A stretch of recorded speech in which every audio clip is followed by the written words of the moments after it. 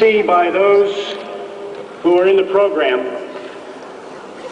and by the many dignitaries and elected officials in the audience, how deeply our country was affected by the terrible events last Saturday. We are truly honored to have the leader of our great nation with us here tonight.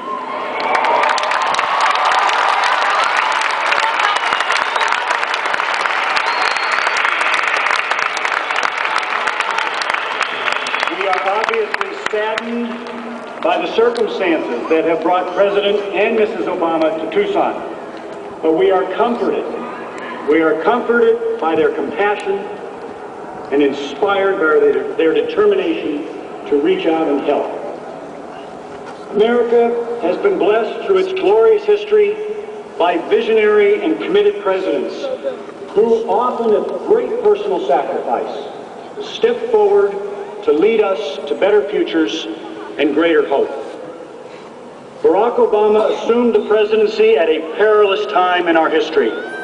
We are fortunate to have someone with his intellect, his energy, and his heart to lead us forward. Please welcome the President of the United States.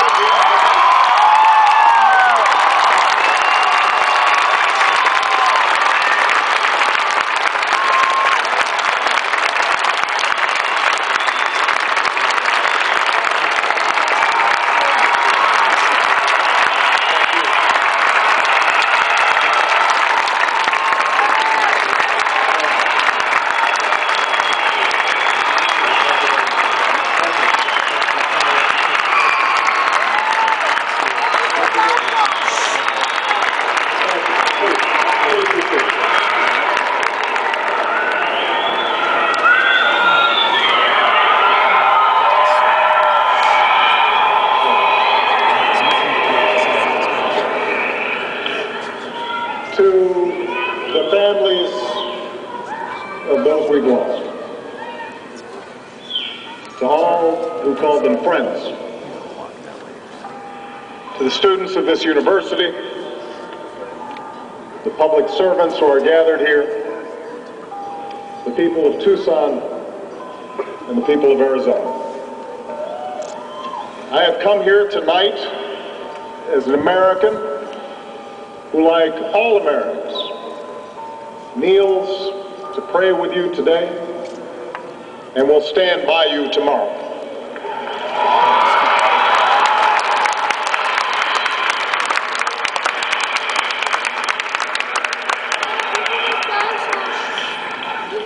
There is nothing I can say that will fill the sudden hole torn in your hearts. But know this, the hopes of the nation are here tonight. We mourn with you for the fallen. We join you in your grief.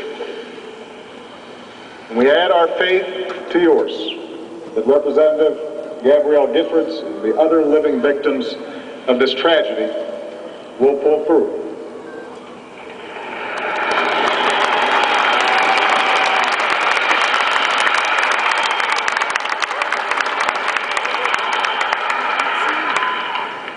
Scripture tells us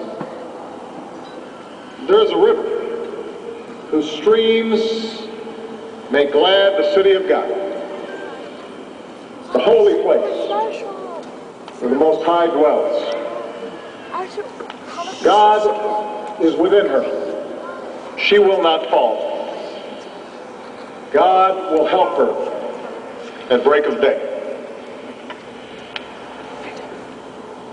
On Saturday morning, Gabby, her staff, and many of her constituents gathered outside the supermarket to exercise their right to peaceful assembly and free speech.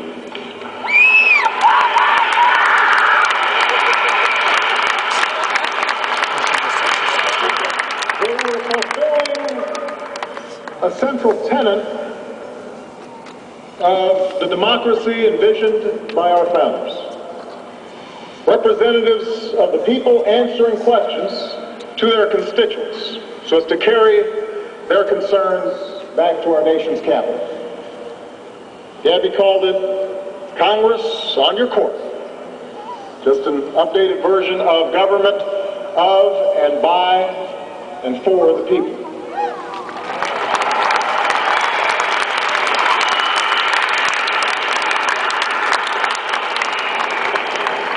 And that quintessentially American scene, that was the scene that was shattered by a gunman's bullets. And the 6 people who lost their lives on Saturday, they too represented what is best in us, what is best in America. Judge John Rowe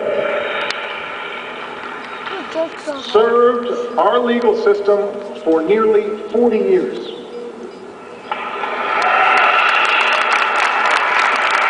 A graduate of this university and a graduate of this law school.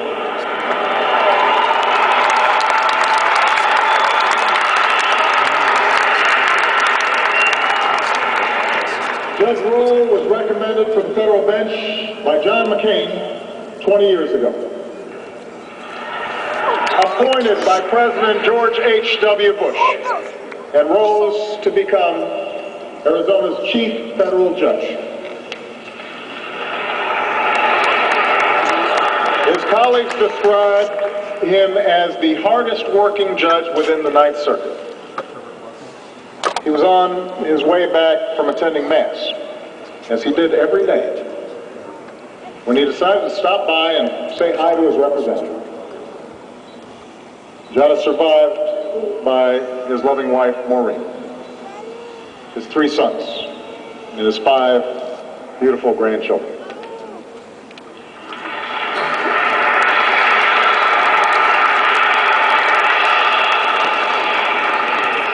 George and Dorothy Morris, Dot, 2 her friends, were high school sweethearts who got married and had 2 daughters. They did everything together, traveling the open road in their RV, enjoying what their friends called a 50-year honeymoon. Saturday morning, they went by the Safeway to hear what their congresswoman had to say. When gunfire rang out, George, the former Marine, instinctively tried to shield his wife.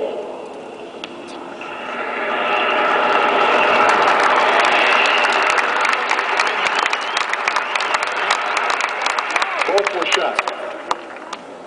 Dot passed away.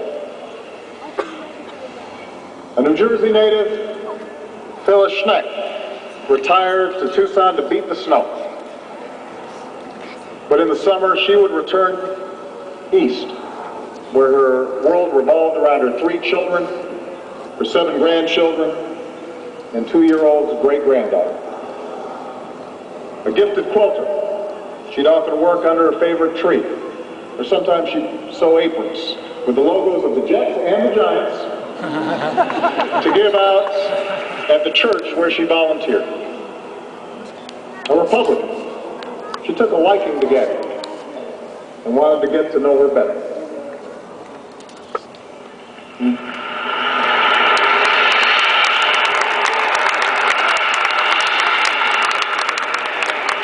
Dorwin and Bobby Stoddard grew up in Tucson together about 70 years ago. They moved apart and started their own respective families. But after both were widowed, they found their way back here to, as one of Bobby's daughters put it, be boyfriend and girlfriend again. When they weren't out on the road in their motorhome, you could find them just up the road, helping folks in need at the Mountain Avenue Church of Christ. A retired construction worker, Dorwin spent his spare time fixing up the church along with his dog, Tuts.